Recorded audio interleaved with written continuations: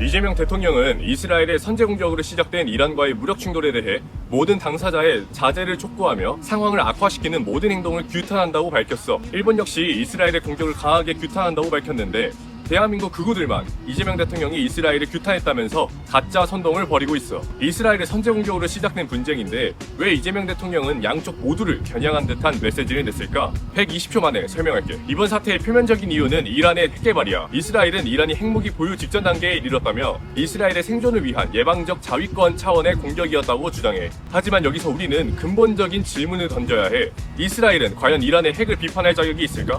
이스라엘은 수십 년 전부터 핵무기 개발을 완료하고 실전 배치한 것으로 널리 알려진 중동의 유일한 핵 보유국이야. 하지만 정작 핵 확산을 막자는 국제조약 NPT에는 가입조차 하지 않았어. 자신들은 핵 무기를 가진 채 이란이 핵을 가지려 한다는 이유로 군사 공격까지 감행한 거야.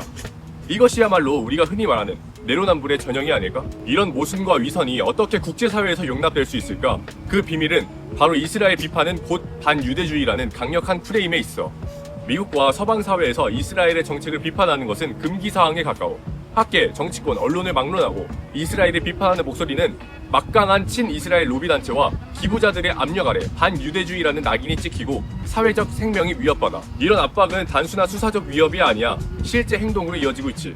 미국 최고의 명문 하버드 대학교에서 벌어진 일이야. 가자지구 전쟁 이후 하버드대 학생들이 팔레스타인 연대 시위를 벌이자 트럼프 행정부는 이를 반유대주의를 규정했어.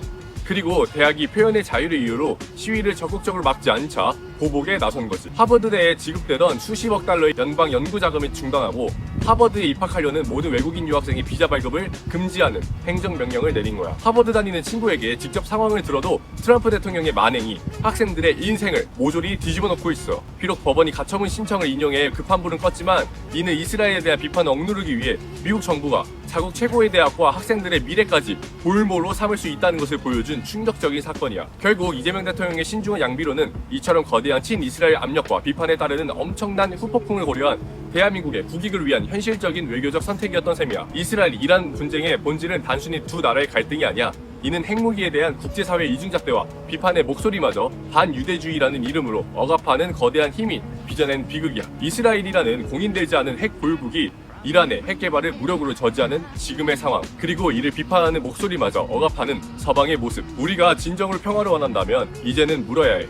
대한민국은 이런 국제사회 이중잣대 속에서 어떻게 강해질 수 있을까? 너희 생각은 어때? 구독과 좋아요 부탁할게.